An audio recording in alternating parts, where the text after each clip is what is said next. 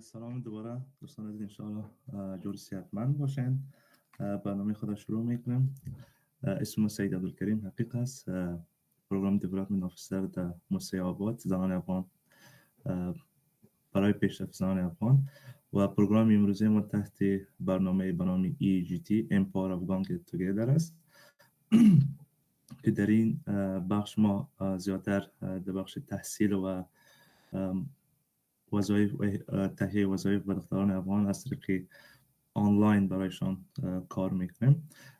مهمان برنامه ما امروز یوسف امانی است که جناب یوسف از مکتب یاران افغان ترک کابل لیسر فاروق شدن و بعد از تلاش های شبانه روزی و پانتون امریکایی آسیای میانه را پیدا کردن و امروز در اونجا فول با اسکالرشیپ با بورسیه مکمل درس میخوانند و همچنان در یک ارگانیزیشن به نام ایدا ایژوکیشن در بخش مدیر مالیشان کار میکنند.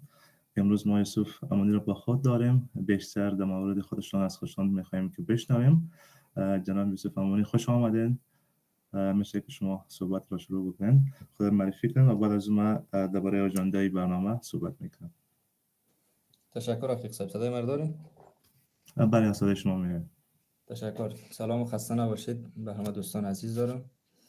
دیگه طبعا معلوم در آستانه سال نو هستیم، در روز اول سال 2025. امیدوار هستم که همه دوستان یک سال خوب و خوش آغاز کرده باشن و یک سال خوب و خوش داشته باشن. و تشکر فراوان از ارگانیزیشن آباد و همچنان از دوست خوب ما کریم حقیق که از ما دعوت کردن تا چند لحظه در خدمت شما دوستان و وطنداران گل باشم و معلوماتی که میتونم امروز شما شریک بسازم. تشکر جناب یوسف، خوش آمدین دوباره. امروز پروگرام ما درباره اپورتونیتی ها، فرصت های تحصیلی در پانتون امریکای آسیای میانه می باشه که چه قسم شما در افغانستان هستین به پانتون اپلای بکنین و چه قسم بورسیه را کسب بکنین و چه قسم مراحل ویزا و دیگر چیزا را انجام بدین که شخصی امانی صاحب از خود افغانستان بعد از اینکه طالبان آمدن ارائه تایید کردن بهتر همراه شما شریک میسازن. در قسمت اول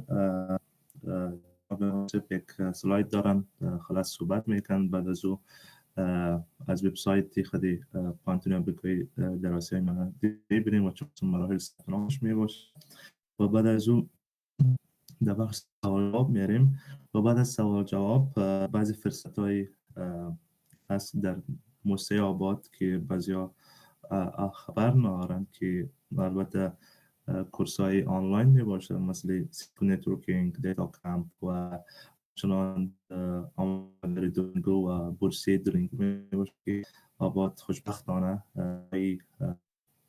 موسسه و پلتفرمو پارتنرشیپ امضا کردن که دلینگو برای ما کوپان یعنی فری تست اکسس برای ما میده که دختر افغان از مثلا با امتحان دلینگو به شکل رایگان، کاملا رایگان اشتراک داشته باشن. خب جناب یوسف شما میتونین که شروع بکنین و نظر به قسمی گفتم، بعد از او نظر با آژاندا باز پیش میریم. بفرمایید شما. تشکر. بگذارید که من اسکرین خودش شیر بکنم. بسیار خوب. قسمی که از من خواسته شده بود که درباره پانتون امریکایی آسیای میانه یا امریکن یونیورسیتی آف سنترال ایشیا کمی توضیحات بدم و کدام اپورتونیتیز و چانسی برای افغان‌ها هست که در اینجا بیاین و محصل شون. کمی بیشتر درباره‌اش گپ بزنیم و صحبت بکنیم و مخصوصا در شرایط فعلی که درس برای دختران افغان تقریبا بگویم یا کاملا بگویم بند شده و در افغانستان امیدی برشان نیست و ما خواستیم که راه‌های بدیلی که وجود داره برشان راه پیشکش بکنیم و بگویم. درباره پانتون امریکایی آسیای میانه باید بگویم که ای از سلسله پانتون‌های امریکایی است که بیرون مرز امریکا فعالیت میکنن که ما در کشور خودمون پیش از سقوط طالبان یکی از این پانتون‌ها را داشتیم به نام پانتون امریکایی افغانستان یا امریکن یونیورسیتی آف افغانستان که فعلا در افغانستان بسته شده و در قطر فعالیت میکنن، البته به صورت آنلاین. و این پانتون هم امریکن یونیورسیتی آف سنترال ایشیا از جمله همون پانتون‌های آمریکایی است که بیرون مرز آمریکا فعالیت میکنن. ما زیاد نمیخوایم پرحرفی کنم و نمیخوایم زیاد تئوری درباره پانتون بگم، به خاطر که همه ما شما دسترسی داریم به اینترنت، میتونیم که سرچ کنیم و درباره پانتون بیشتر و بیشتر بخونیم. فقط چند مورد مهم درباره پانتون میگم و بیشتر کوشش میکنم درباره چگونه داخله بگیریم در این پانتون، راههای داخل شدن به پانتون و از کدام استراتژی ها استفاده بکنیم. بیشتر درباره از اون میخوایم گپ بزنم. فقط چند مورد خلاص و کلیدی درباره پانتون آمریکایی میگم. چرا پانتون آمریکایی؟ پانتون آمریکایی آسیای میانه به خاطر که یک پانتون اینترنشنال است و به سطح اینترنشنال شما درس میخوانید و شما در یک اجتماع مختلط، یعنی از نژادهای مختلف از تمام اطراف دنیا صنفی‌ها می داشته باشید، یعنی یک دیورس کمیونیتی است. و همچنان پانتون آمریکایی آسیای میانه به شما دول دیگری پروگرامز داره که این پروگرام قسمی است که شما تنها با خواندن یک دیپارتمنت در پانتون آمریکایی آسیای میانه و فارغ شدن از یک دیپارتمنت در پانتون میتونید که در عین زمان دو دیگری یا دو دیپلم به دست بیارین که یک دیپلم از طرف پانتون آمریکایی آسیای میانه می باشه و دیگری دوم شما از طرف بارد کالج آف نیویورک، یک کالج از نیویورک که پارتنرشیپ داره همراه امریکن یونیورسیتی آف سنترال ایشیا. یعنی در عین زمان شما گفتم میتونم که در عین زمان از دو پانتون فارغ میشین و دو دیپلم به دست میارین تنها با خواندن پانتون آمریکایی آسیای میانه. و بعض امکانات تدریسی که در این پانتون است به سطح بین الملل است، یعنی تکنولوژی های مختلف، لابراتوارهای متنوع و همچنان کتابخانه بسیار جامع داره.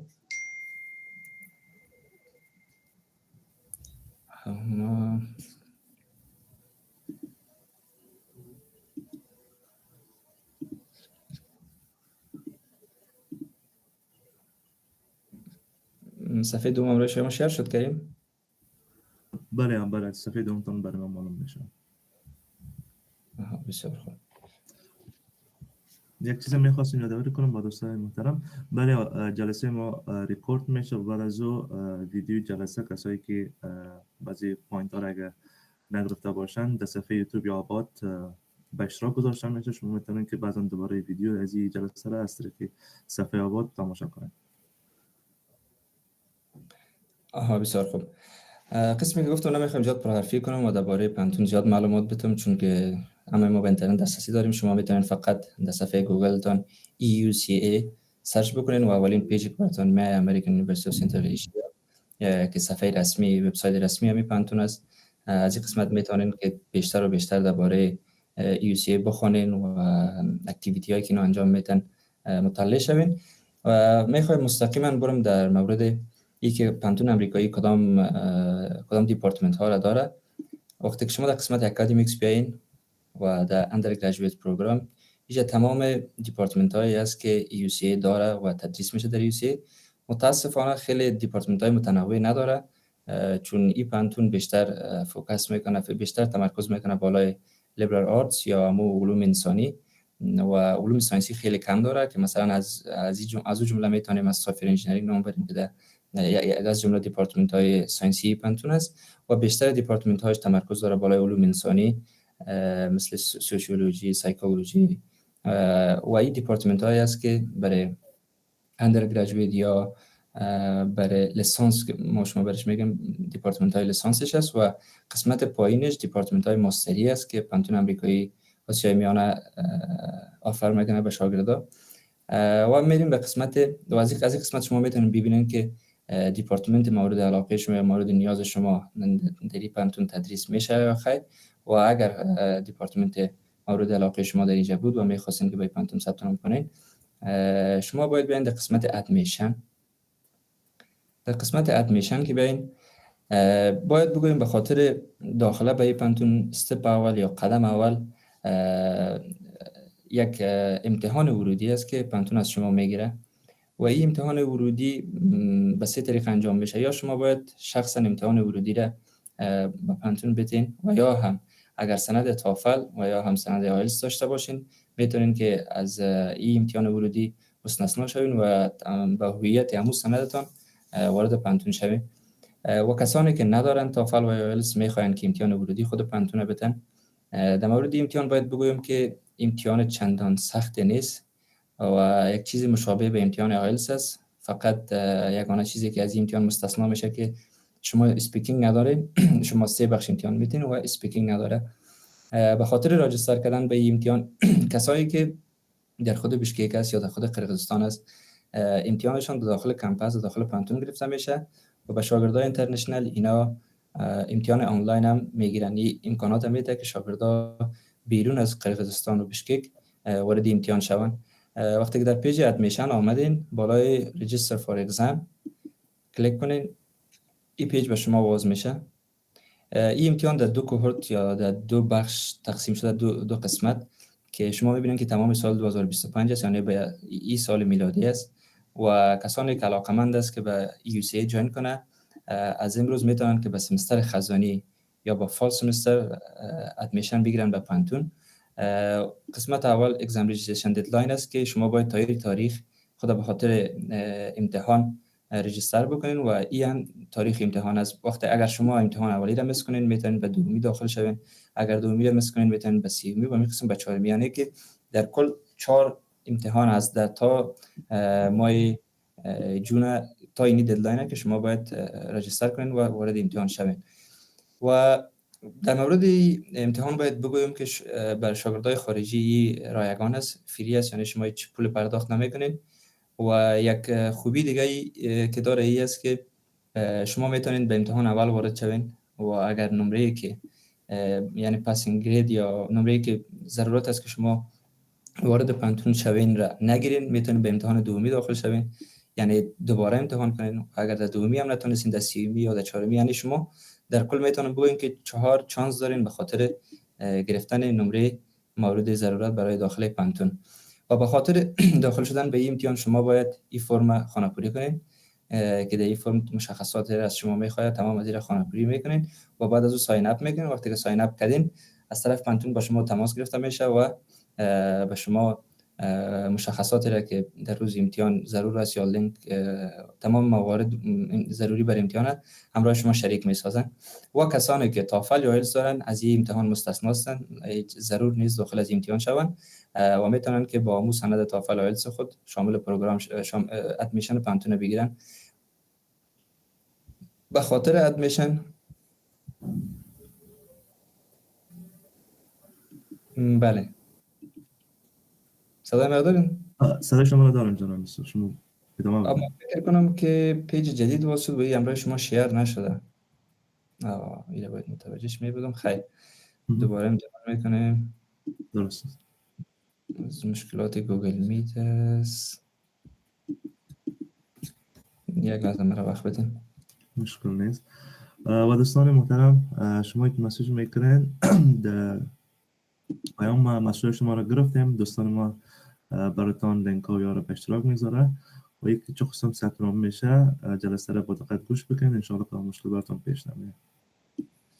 فکر کنم من این صفحه گپ زدم اما امروز نشده بود. درسته. در قسمت در قسمت پیش براتون نشون دادم وقتی که بالای اگزامز کلیک کنین این صفحه به شما میاد و در یک قسمت کوهورت است که براتون تشریح کردم. من متاسفانه اسکرین شیر نشده بودم برای شما. شیر است یعنی مهلت آخری که شما میتونید رجیستر کنین و این امروز امتحان شماست که کسانی که بیرون از افغانستان هستن امتحانشون آنلاین میگیره. و قسمی که گفتم 4 تا شروع سمستر خزانی را 4 امتحان میگیرن، به 2 کوهورت تقسیم میشه. یعنی شما اجازه دارین که 4 بار وارد عین امتحان شوین و اگر در امتحان اولین پاسینگ اسکور نگرفتین در امتحان دوم و سوم و چهارم کوشش کنین که همو نمره‌ای که ضروری است به خاطر داخل گرفتن را از آن خود بکنین. و این هم فرم ساین اپش است که شما میتونین از این فرم رجیستر بکنین. خود مشخصات شما را میخواد، شما تمام مشخصات خود مینویسین و در قسمت اخیر ساین اپ میگین و بعد از طرف پانتون همراه شما تماس گرفته میشه و بر شما توضیحات بیشتر میدن که در کدام تاریخ در کدام روز چگونه امتحان از پیش شما میگیرن. فقط یک نکته که مورد ذکر است، شما باید این قسمت های آخر یک کمک به هر پاسپورت یا به هر آیدی نمبری که اینجا ثبت نام میکنین روز امتحان از شما به صورت آنلاین میخواین که پیش کمره بریم و برشان نشان بدین. یعنی متوجه باشین که خدای نخواسته نشه با یک مثلا با پاسپورتتون ثبت نام بکنین و روز امتحان پاسپورت با شما نباشه یعنی تذکره خود اگر نشان بدین قبول نمیکنن و یا هم اگر با تذکره ثبت نام میکنین روز امتحان باید حتما تذکره پیش شما باشه و شما میخواین که تذکره خود به کامرا نشان بدین تا اونا ببینن. فکر کنم این سفر همه چیز واضح شده باشه. خیر باز اگر مشکلاتی بود در اخیر بحث میکنیم بالاش. اجازه بدین من صفحه دیگرم روی شما شیر بکنم.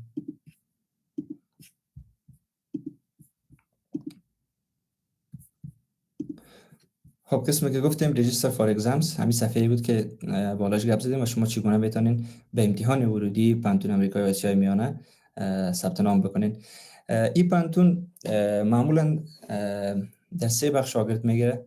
در بخش لیسانس که میشه اندرگراجویت، ماستر یا کسایی که علاقه‌مند هستن به ماستری کردن، و قبل از این 2 پروگرام یک چیزی دارن به نام Preparing for UCA یا آمادگی برای UCA که این تقریبا اینا برش اکادمی میگن که شما میتونین در اینجا به مدت 1 سال 2 نوع است که شما 4 ماه هم میتونین راجستر بکنین و یا هم میتونین 1 ساله راجستر بکنین.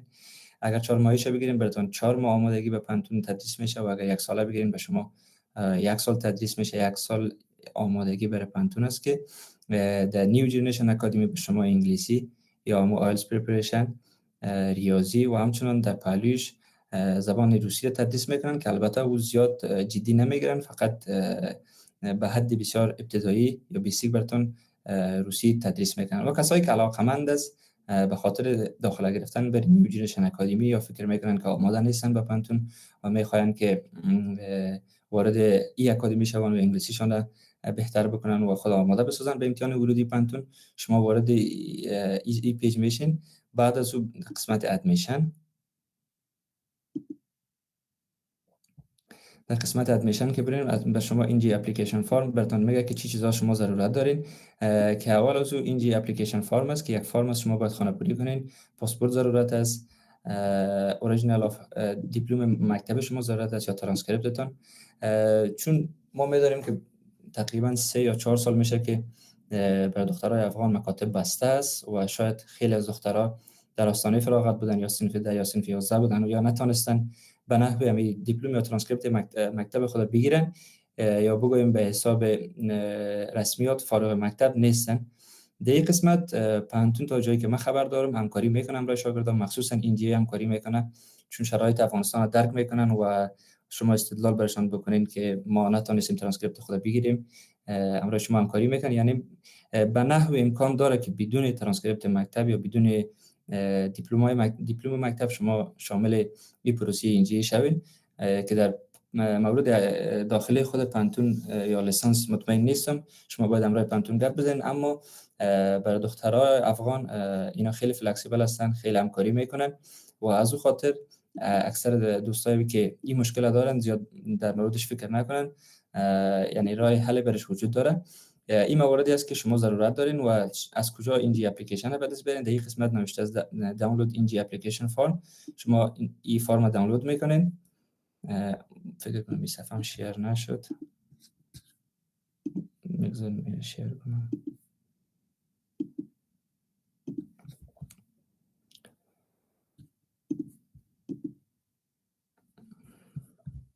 بله این صفحه اینجی اپلیکیشن فرم است یا این فرم ضروری است برای رجیستر کردن برای اپلیکیشن برای اینجی. شما این فرم خانه‌پوری میکنین. فقط به خاطر ساده ساختن موضوع باید براتون بگویم قسمتی که روسی نوشته است شما این قسمت کاملا از این قسمت میگذارین، یعنی ضرور نیست یه چیزی بنویسین، فقط در قسمتی که از انگلیسی نوشته است و شما معلومات خواسته و قسمت خانه‌پوری میکنین. و وقتی که شما این فرم خانه‌پوری کردین با موارد دیگه که ضرورت است به خاطر داخله گرفتن در نیو جنریشن اکادمی، شما او را به این چیزها را تمام اینا را یک جای کرده به ایمیل آدرس همی نیو جنریشن اکادمی ارسال میکنین که ایمیل آدرسشون هم در این قسمت موجود است. این ایمیل آدرسشون است. شما میتونید به هر سی از ایمیل به هر کدامش که خواسته باشین روان کنین، اما بهتر است که به استودنت کوردینیتور روان کنین. بعضی وقتا شاید ایمیل شما در اسپم بره یا دیده نشه. شما میتونید که ایمیلتون اگر جواب نگرفت به دایرکتور روان کنین و یا هم به ادمنستریتیو اسیستانت ایمیلتون روان کنین و بعد از اون شما یک مقدار فیسی است که یک مقدار پیسی است که به خاطر داخله پرداخت میکنین، چیزی حدود $300 آمریکایی است که این $300 بعدم در فیس شما هم حساب میشه. و پروگرام 4 ماهه نیو جنریشن اکادمی که یا بهش میگن پارت تایم، چیزی حدود $800 است که 300 شما پیش پرداخت میکنین، یعنی پیش از اینکه از افغانستان بیاین یا پیش از اینکه به ویزا اقدام کنین شما این $300 را تحویل میکنین. بعد از او اینا ویزا شما را پروسس میکنن و شما ویزا فیس یا مقدار تادیه برای فیس تحویل میکنین، چیزی حدود $80 است. یعنی در کل پیش از اینکه از افغانستان براین چیزی حدود $380 باید پرداخت کنین. بعد از شما ویزا میگیرین و میایین به قرقیزستان و متباقی اقساط پول در قرقیزستان بتونین پرداخت کنین. و به کسایی که میخواین فول تایم بخونن، یعنی 1 سال مکمل میخواین آمادگی پانتون بخونن، او چیز $2200 است که او هم به این شکل شما در ابتدا فقط چیز حدود $380 تحویل میکنین. بعد از اینکه ویزا گرفتین و به قرقیزستان آمدین، متباقی را به اقساط که مورد نظر شما همراه پانتون کانترکت امضا میکنین، قرارداد امضا میکنین و پیسه را تادیه میکنین. و بعد آن عده دوستایی که میخواین وارد لیسانس شوند یا میخواین لیسانس شروع کنن، ضرورت به آمادگی ندارن و احساس میکنن که امتحان ورودی را میتونن پاس کنن، شما در قسمت اندر گریجویت میرین.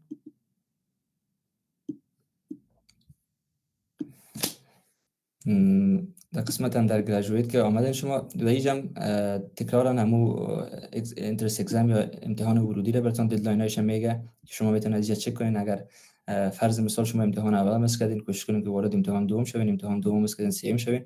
و با کسایی که واقعا میخواد بیاید من برشون توصیه میکنم که هر 4 امتحان بتن تا بالاخره در یک از امتحانا پاسینگ گرید یا مو نمبر مورد ضرورت پانتون بگیرن تا داخله گرفته بتونن.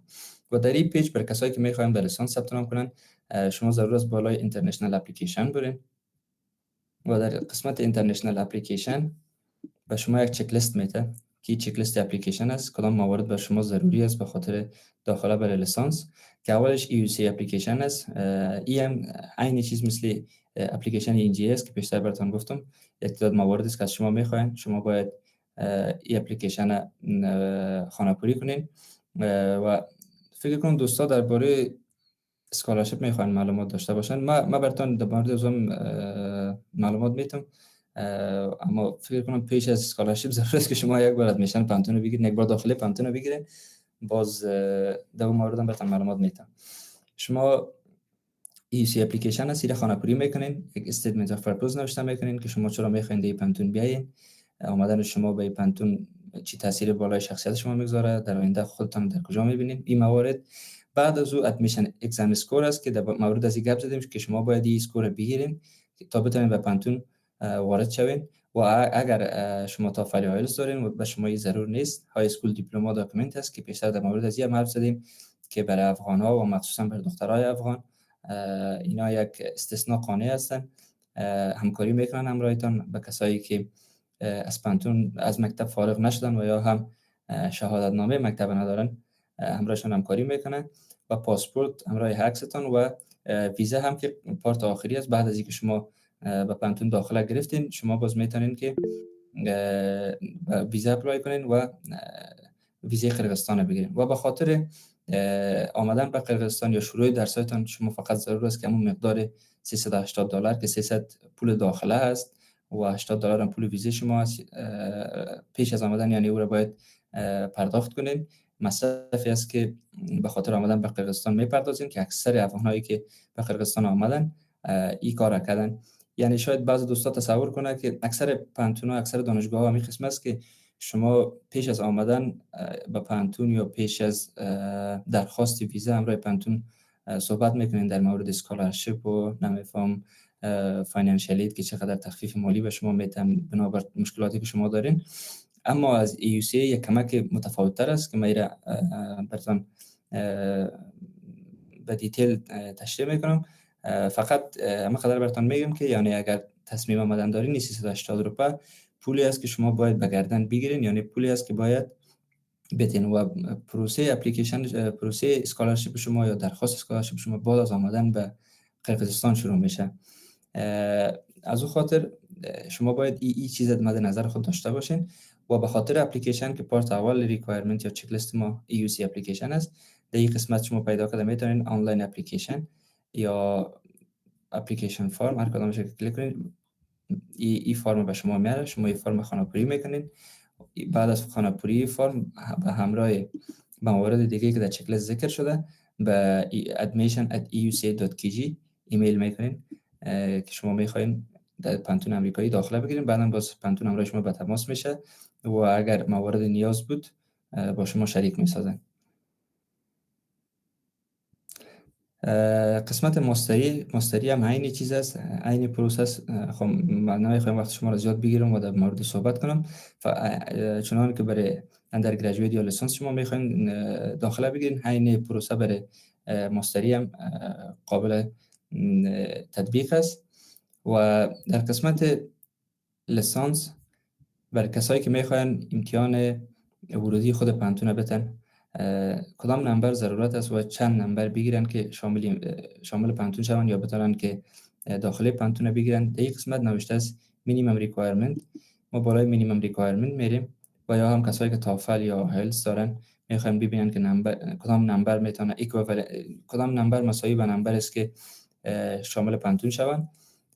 نمبر دولینگو 115 است که فکر کنم ارگانیزیشن آبادم واوچر دولینگو برای افغانا به طور رایگان میده که چانس خوب است براتون بتونید از استفاده کنین. دولینگو 115 که شما داشته باشین شما ضرورت نیست وارد امتحان دخولی پانتون امریکایی شوین. آیلتس 5.5 اگه داشته باشین، تایفل آی بی تی، اینترنت بیس اگه تستان باشه 61 است و اگر پیپر بیس باشه 500 است. کی نمبر 500 امتحان ورودی خود پانتون هم است که اگر شما وارد امتحان ورودی خود پانتون هم شوین چون پیپر بیس است، شما باید حداقل 500 نمره بگیرین که وارد امتحان شوین. در پالوی این نمرات EUC دو نمبر دیگه هم ضرورت داره که یکیش EUC EC است. وقتی که شما دولینگو آیلتس یا تایفل آبیتی داشته باشین از شما EC نمیخواد، ضرورت نیست. اما اگر وارد امتحان دخولی خود پانتون شوین که آنلاین امتحان میتین برشان، از شما میخواین که EC هم بنویسین و EC شما یک نمره کامیابی یا ناکامی نداره. تقریبا بگویم شما میتونید نمرات مختلف بگیرین، اما نظر به دیپارتمنتی که میخواین بخوانین نمرات متفاوت است، فرق میکنه. مثلا به سایکولوژی 55 نمبر میخواین، به سوسیولوژی 60 نمبر میخواین، چیزی حدود بین از 55 تا 60 یعنی تقریبا از شما نمره میخواین به خاطر EC. و امتحان مت یا ریاضی ضروری است. اگرچه که شما دولینگو یا آیلتس هم داشته باشین از شما یک امتحان مت میگیرن، یعنی شما ضرورت است که به امتحان ورودی پانتون امریکایی داخله کنین، اما فقط برای ریاضیش، یعنی شما فقط امتحان ریاضی پانتون میتین و بر دیپارتمنت های مختلف نمرات مختلف ریاضی کار است که ای از مجموع نمره 100 میباشن یا از 100 اگر 20 بگیرین شما میتونین به انتروپولوژی ادمیشن بگیرین، داخله بگیرین. مثلا به بیزنس ادمنستریشن 45 است. نظر به دیپارتمنت های مختلف نمرات ریاضی فرق میکنه. مثلا به اقتصاد 55 است چون اقتصاد یک رشته است که بیشتر مبتنی بر ریاضی است و شما باید یک ریاضی خوب داشته باشین. واسه خاطر از شما یک ریاضی زیاد میخواد. مثلا به ژورنالیسم بسیار یک نمره کم میخواد، 20 نمره میخواد که فکر کنم چیزی حدود 4 سوال میشه، یعنی 4 سوال اگر شما حل بکنین در امتحان شما میتونید 20 نمره بگیرین. و دوستانی که ECT داشته باشن یا ACT داشته باشن او هم معلوماتش در این قسمت است که از اونها امتحان ریاضی هم نمیخواد چون شما در ACT وارد امتحان ریاضی میشین و شما میتونید معلومات از این قسمت ببینید چون زیاد مروج نیست در افغانستان ECT و ACT. من نمیخوایم در موردش بحث کنم و دوستانی که امتحان ACT یا ACT را دادن میتونن که از این قسمت چک کنن که چند نمبر ضرورت دارن به خاطر گرفتن داخل پانتون. دوباره در قسمت ادمیشن که بین این قسمت فاینانشال اپورتونیتی هایی است که پانتون آفر میکنه به شاگردای افغان. بسیار مختصر و خلاص میخوایم در مورد صحبت کنم، اما نمیخوایم زیاد در موردش حرف بزنم چون تقریبا چیزی است مشابه به کمک مالی، یعنی پانتون همراه شما یک قسمت از فیس، یک قسمت از مقدار فیسی که شما به پانتون میدین یک قسمت از او را کم میکنه به شما.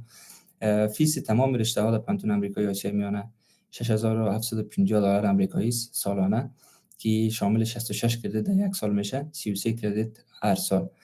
و فکر کنم در شرایطی که ما شما هستیم افغانا شاید کم کسایی باشن که خواستار چنین تخفیفی باشن. یعنی پانتون شاید چیزی در حدود ماکسیمم در ذکر شده چیزی در حدود 70% همراه شما فاینانشیال اید کمک میکنه، یعنی 70% فیس شما را کم میکنه و شما 30% فیس پرداخت میکنین. و فکر نکنم که زیاد افغانا هم بتونن همون 30% هم پرداخت کنن، چون 30% هم چیزی حدود $30,000 در سال میشه و جمع مصارفی که شما در اینجا می داشته باشین یک چیزی بازم هنگفت است. و در این قسمت ذکر کرده چی کسایی الیجیبل است برای افغانا و هر افغان الیجیبل است اگر بخواد با فاینانشیال اید اپلای کنه. و شما وقتی با فاینانشیال اید اپلای کردن میتونین که داخلی پانتون یک بار بگیرین. وقتی داخلی پانتون گرفتین بعد از شما میتونین با فاینانشیال اید اپلای کنین و با فاینانشیال اید اپلای کردن هم شما یک اپلیکیشن پر میکنین. در اپلیکیشن تمام نیازهای خود یا هم ضروریاتی را که شما بر خود میبینین که باید به شما فاینانشیال اید داده شود ذکر میکنین و بعد از او پانتون تصمیم میگیره که به شما چند فیصد فاینانشیال اید بده. و در قسمت اسکالرشیپ باید بگویم که اسکالرشیپ قبلا برای افغانا در این پانتون اسکالرشیپ بود و تقریبا اسکالرشیپ رسمی بود که پانتون امریکایی و آسیای میانه میداد و دونر از اسکالرشیپ سفارت امریکا در افغانستان بود که سالانه چیزی حدود 40 نفر از دخترای افغان قبول میکردن به این پانتون. اما بعد از سقوط این روند از بین رفته، یعنی این اسکالرشیپ ها رسما اعلام نمیشه از طرف پانتون، از طرف سفارت امریکا در افغانستان و این روند فعلا یعنی نمیتونم بگویم که وجود داره. و دو نوع دیگه اسکالرشیپ است که میرید بیست اید است و نید بیست اید است که این دو دانه شما میتونید با لیاقتتون وقتی که در پانتون بیاین و یک پرفورمنس خیلی عالی داشته باشین میشه به شما بده. و سیومیشم نید بیست است که بنابر ضرورت است، چون اکثر افغان‌ها در حالت مالی خوب قرار ندارن و پانتون خیلی راحت این همکاری را میکنه بنابر ضرورتی که افغان‌ها داره به این اید. فکر کنم و بله و این قسمت هم ددلاینش است، ددلاینی که شما چه وقت میتونین تا چه وقت باید اپلای بکنین با فاینانشیال اید. بله فکر کنم که تمام معلومات در مورد اسکالرشیپ و در مورد داخله گرفتن همه قدر بود. حالا اگر شما سوال دارین لطف کنین بفرمایین. تشکر جناب یمانی صاحب. ما چند سوال است که نوت گرفتیم قبلا که به دوستان آباد میخوام از شما پرسان کنم. اولتر از همه که شما میبینید که وضعیت دخترای افغان و خصوصا کلی افغان‌ها در افغانستان فعلا بسیار با مشکل مواجه هستند. $350 گفتن که باید یا فیس بدن.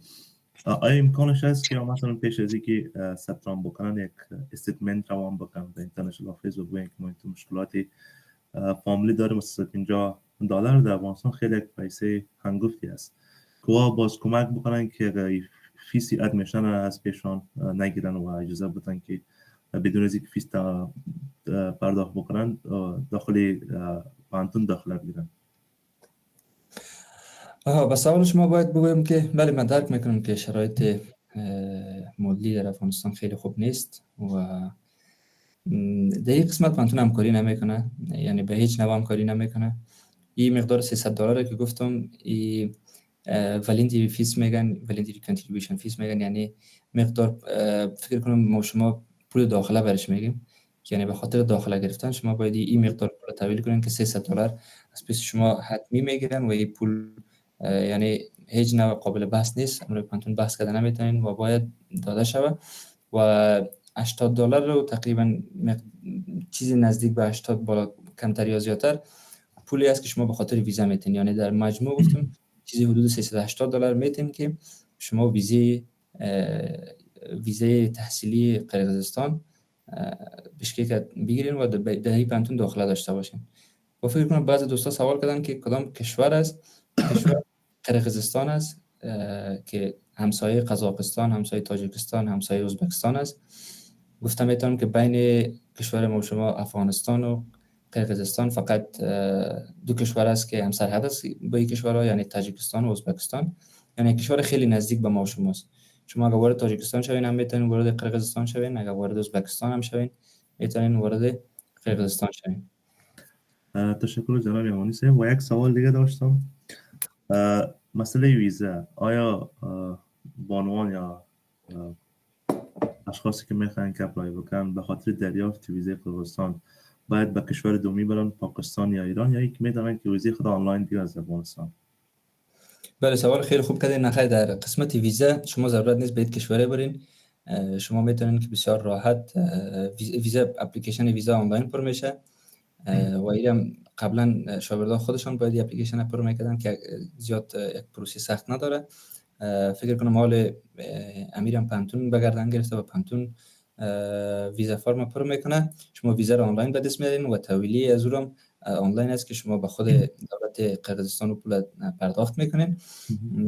ویزا رو آنلاین به دست میارین، یک ای ویزا می باشه، یعنی مثل یک ورق است و شما میتونین الکتریک ویزا است، بس شما امروز از اون ویزا میتونین که از افغانستان خارج شوین. اما فکر کنم به خاطر خارج شدن از افغانستان چون دخترها تنها سفر کردن نمیتونن، شاید ضرورت به کشور دوم شوه، مطمئن نیستم. اما در قسمت گرفتن ویزا شما ضرورت نیست به پاکستان برین و یا هم به ایران برین. شما میتونن ویزا را در افغانستان باشین و ویزا را بگیرین. خب نظر نیک است، چون اول ویزا رو بگیرن خوب سه مطمئن شن، بعد از اون به کشور دومی با یکی از محرمشان برن و قسم ریسکش کمتر میباشه. سوال سومی که میخوایم پرسان بکنم، خب یک بانو، یک افغان از افغانستان اپلای کرد، ادمیشن هم اقتصادشان خوب بود و پایل کردن و ویزا هم گرفتن، ولی نمیتونن که وقتی کنجا بیاین تا اونجا هم خود رساندن میتونن مثلا فیسی تکت تیاره و یک خرچی یک مقدمای خود کبر کردن میتونن، ولی بیشتر از اون نمیتونن کبر بکنن، فیسی پانتون و دیگه مصروف و دیگه چیزا. چند فیصد امکانش هست و چی راههایی هست که یا باز بتانن که فول فاندد اسکالرشیپ بگیرن و عریضه بتن، یا یکی برشان اسکالرشیپی که مثلا شما دریافت کردین خودتان گفتین که با اسکالرشیپ میخوانین، یعنی نقطه کامیابی و چی چالش ها رو میداشته باشه و چی کارا رو باید یا انجام بدن که فول فاند اسکالرشیپ بگیرن و چی زمانی را در بر میگیره تا که از اسکالرشیپ یا بورسیه برخوردار شون؟ در جواب سوال شما یک کمی خودمانی‌تر صحبت کنیم، چون تمام دوستا افغان هستن. گفتم قبلا ای اسکالرشیپ که فولی فاند اسکالرشیپ بود که بدون تیکت طیاره مصارف در بر میگرفت بودن در قرقیزستان، فیس دانشگاه و یک مقدار معاش ماهانه که به شاگردان داده میشد. این از طریق سفارت امریکا در افغانستان اعلان میشد و میرید بیس بود، یعنی بر حسب لیاقت بود. هر شاگرد میرفت و امتحان میداد، بعد از امتحان از پیش از اون یک اینترویو گرفته میشد و کسایی که بلندترین نمره یا کسایی که واقعا لیاقت داشتن داده میشد. اما حال حاضر پروسه کمی تغییر کرده. اگرچه گفتم میتونم یک پروسه مشخص نداره، اما فعلا شاید چیزی حدود بیشتر از 60 شاگرد افغان در این پانتون باشه و چیزی حدود بیش از 20 شاگرد افغان شاید باشه که اسکالرشیپ ندارن، فقط همین مقدار $300 رو جمع پیسه ویزا را تحویل کردن و ویزا گرفتن و به قرقیزستان آمدن. پانتون به افغانایی که جمعیت در عموم افغانایی که جمعیت و یا همین افغانایی که آمده بر فعلا اینا به پانتون استدلال میکنن که ما توان دادن فیس پانتون رو نداریم. وقتی که از اونا پانتون درخواست میکنن که فیس خود کلیر کنن، تادیه کنن، اونا میگن ما فیس خود پرداخت نمیتونیم و این پانتون این شاگردار از پانتون اخراج نمیکنه. شاگردار در پانتون نگاه میکنه و میمونه که اینا به درسای خود ادامه بدن و بر علاوه از این شاگردار از پانتون درخواست میکنه که به ما اسکالرشیپ بده، چون خود پانتون اسکالرشیپ نداره، یعنی گفتم میتونم فند نداره به این قسم که اینا درخواست میکنن، یعنی یک فولی فند اسکالرشیپ نداره. پانتون از دونرهای مختلف درخواست میکنه که مثلا ما 10 شاگرد افغان داریم که از افغانستان برآمده در این پانتون آمده و این پانتون به قسم یک اپورتونتی به خود میبینن و ضرورت به اسکالرشیپ دارن و اینا منتظر میمونن تا وقتی که دونرها به اینا اوکی بده که صحیح ما به این مقدار شاگردا اسکالرشیپ میتیم و شما از طرف ما اسکالرشیپ بتین. و در مورد زمان از این چیزی گفتن نمیتونم. شاید فعلا شاگردای که آمده یک سمسترشون گذشت، یعنی ختم سمستر فال است و شروع سمستر اسپرینگ است، شروع سمستر بهاری است. تا حال اینا اسکالرشیپ نگرفتن، اما پانتون از هیچ کدام از این شاگردا فیس نگرفته و یک سال فیس تمام این شاگردا را معاف کرده یا بگویم بخشیده. فقط یگانه مصرفی که شاگردها فعلا دارن همیست که در قرقیزستان زندگی میکنن، اپارتمان کرایه میگیرن یا در لیلی پانتون اگر می باشن فقط امو پیسه را میتن و پیسه خرج خوراک خودم میتن. یعنی پانتون اینا را بالاشون فشار نمیاره که شما فیس پانتون بتین، فیس پانتونشان معاف شده و چانس از زیاد وجود داره که برشون اسکالرشیپ هم بده. اما یکی چی وقت میته ما گفتن نمیتونم، یک چیزی است که نامعلوم است و هیچ کسی رو گفتن نمیتونه، هیچ کس ضمانت هم کردن نمیتونه دیگه. از او خاطر یعنی یک ریسک گیرن کسایی که بقدر استعداد مالی دارن که تا اینجا بیاین و فکر کنن که چیزی حدود 6 ماه یا 8 ماه ما خودمون رو میتونیم که تا اینجا مصارف از عهده مصارف میتونن میتونن به پانتون بیاین و میتونن راحت فیس پانتون در گردن نگیرن. یعنی فیس پانتون از پیششون بالاشون فشار نمیاره که فیس بتن. تشکر میکنم جناب امانی. و یک سوال آخری من میخوایم که ذکر کنم که بسیاری شاگردان مطمئن هستم که در ذهن خود دارن. خب یک بانو آمد درس خود شروع کردن و کم و بیش اسکالرشیپ هم دریافت کردن و اونجا شاگردی پانتون شدن. آیا امیدواری هست که بانو وقتی که در اونجا درس میخوانن راه پیدا کردن به ویزه امریکا P1 یا P2 که من مطمئن هستم که زی پانتون شاگردای بودن که ویزه P1 گرفتن بعد از اینکه فارغ شدن به امریکا راه پیدا کردن؟ آیا این امکانات هست یا که چانس هست که مثلا 4 سال بعد یک بانو بتونه ویزه P1 بگیره یا P2 بگیره؟ در اون مورد باید بگویم کسایی که از این پانتون واجد شرایط P1 بودن و واجد شرایط P1 شدن و به این قسم مهاجرت کردن به امریکا رفتن، اونا کسایی بودن که پیش از سقوط افغانستان داخلی پانتون داشتن و یا هم داخلی پانتون امریکایی افغانستان داشتن که بعدا اونا منتقل شدن به بیشکک و از یک مقدار زمان در اینجا بودن، در این پانتون درس خوندن و بالاخره بعد از طی مراحل کارهایشان رفتن. اما با کسایی که تازه میایه و با اشخاصی که مثل خودم ما مثلا بعد از سقوط طالبان آمدیم، من مطمئن نیستم، چیزی گفتن نمیتونم چون چندین بار بر ما فرمای مختلف آمده و پر کردیم. هرچندی که ما از پانتون درخواست میکنیم، ما با پانتون میگیم که مثلا شرایط افغانستان خوب نیست و شما بالای ما سرمایه گذاری کردین یا دونرها بالای ما سرمایه گذاری کردن و ما وقتی به افغانستان بریم هیچ استفاده از این علمی که آموختیم کردن نمیتونیم. اونا هم یک وعده 100% نمیدن، اما میگن ما کوشش میکنیم، تلاش میکنیم، چون یک تصمیم دولتی است که دولت امریکا باید بگیره و این به دست پانتون نیست. از اون خاطر در این مورد چیزی گفتن نمیتونم، اما چانس های دیگه زیاد وجود داره. کسایی که به پانتون بیان میتونن و اکسچنج پروگرام ثبت نام کنن. اکسچنج پروگرام به کشورهای اروپایی است، به امریکا است، به چندین کالج در امریکا، چندین یونیورسیتی در امریکا، و یا هم بعد از فراغت میتونن به ماستری به یک پانتون امریکایی ثبت نام کنن. چون شما فارغ یک پانتون امریکایی هستید، به راحتی شما را ادمیشن میده به ماستری یک پانتون امریکایی و میتونن که ویزه امریکا رو بگیرین و برین. تشکر آقای امانی. من به سوال دوستان میپردازم. بانو انابرین بهار، شما دوستان بالا کن، میشه میکروفونتان باز بکن و سوالی که دارین بپرسین. سلام، من سوال داشتم. اولی بود که شاگرد تیلی AUF باشه میتونه در بورسیه ثبت نام کنه، و سوال دوم چی شرایط داشته باشیم شامل لیلیه شویم اگر بر ما اسکالرشیپ دادن و اینمی خوراک و پوشاک و زندگی مصارف خانه اینا به دوش خود ما است، و اگر اسکالرشیپ شویم یعنی یام شاملش میشه و از یک فامیل چند نفر میتونه آمده؟ تشکر بانو نمبرین. به نظر سوالش شما گرفتن؟ قسمت دوم گرفتم، قسمت اولشان قسمت اولشون فکر کنم گفتن که کسی که شاگردی امریکن یونیورسیتی اف افغانستان اگر باشن بازم میتونن که به اسکالرشیپ اپلای بکنن اگر غلط نکنم. بله به کسایی که شاگرد امریکن یونیورسیتی اف افغانستان بودن میتونن که اپلای بکنن به پانتون. وقتی ادمیشن گرفتن میتونن راحت بیاین، مشکل نداره. ما چندین دوستایی داریم که شاگرد پانتون امریکایی افغانستان بودن و فعلا اینجا آمدن و در اینجا درس میخوانن. و فکر کنم با کسایی که شاگرد EF بودن اونا اکثریتش فکر کنم P1 یا P2 دارن و به خاطر پروسه کششون ضرورت است که به کشور دومی برن و بعضی هاشون ترجیح دادن که بیاین اینجا چون اینجا پروسه کمی تیز است و همچنان در پالی او پروسه میتونن که درس بخونن و فکر کنم با اونا چانس اسکالرشیپ زیادتر باشه. میتونن از خود EF درخواست کنن که برشون اسکالرشیپ بده. به این روند است.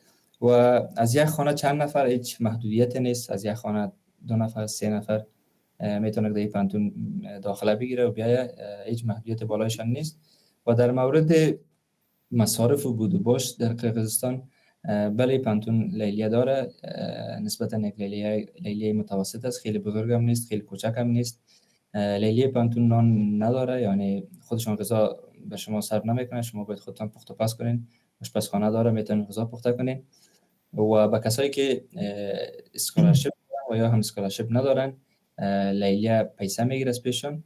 و اگر شما اسکولارشیپ داشته باشین به شما یک مقدار پول ماهانه میده، چیزی حدود $600 که شما باید از اون پیسه مصارف خرج و خوراکتان خودتان بکنین. و همچنان اگر آپارتمان کرایه میگیرین یا در لیلیه میباشین، از اون پیسه باید مصارفتان انجام بدین. و به کسایی که میایند اینجا و اسکولارشیپ ندارن، چون اینجا آپارتمان کمی قیمت است، شما اگر در بیرون از لیلیه بخواین یک جای خانه بگیرین، چیزی حدود $200 از شما ماهانه مصرف میشه. و در لیلیه میتونین که از پانتون درخواست کنین، در لیلیه باشین و از پانتون درخواست کنین، به شما یک مقدار تخفیف میده لیلیه، شاید چیزی $90 یا $80 از شما بخواین که ماهانه پرداخت کنین. و ما بعضی افغانایی هم داریم که در لیلیه پانتون میباشن و اونا استدلال به پانتون میکنن که خب ما اسکولارشیپ نداریم، وضعیت مالی ما خوب نیست، ما پیسه دادن نمیتونیم به لیلیه. و پانتون گفتم قسمی نیست که از شما رو مجبور کنه یا به زور از شما بگیره. و اونا در لیلیه میباشن بدون دادن هیچ پوله، ولیکن پانتون به اونا نمیگه که ما پول لیلیه شما رو معاف کردیم، فقط اونا رو به حساب قرضدار حساب میکنه و در لیلیه بود و باش میکنه.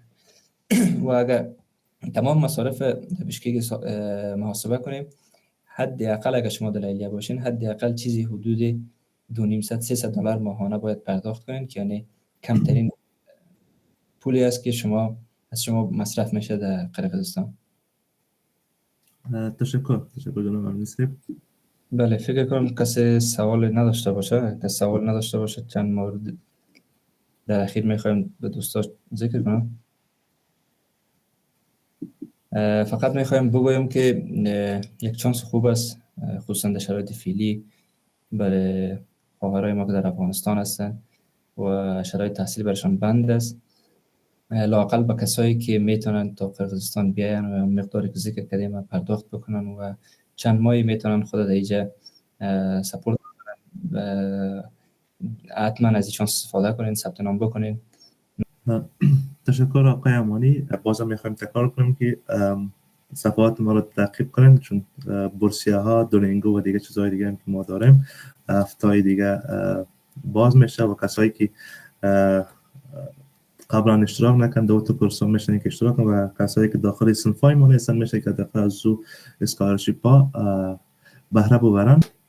همکاران عزیز استادای ما را دارن، میخوایم برای آخرین بار لینک های وبسایت و همه چیز ما را در چت روم روان بکنن که کسایی که نه آمدن یا که ندیدن مسیج ببینن و فالو بکنن و از دیگه چیزهای دیگه هم برخوردار شون.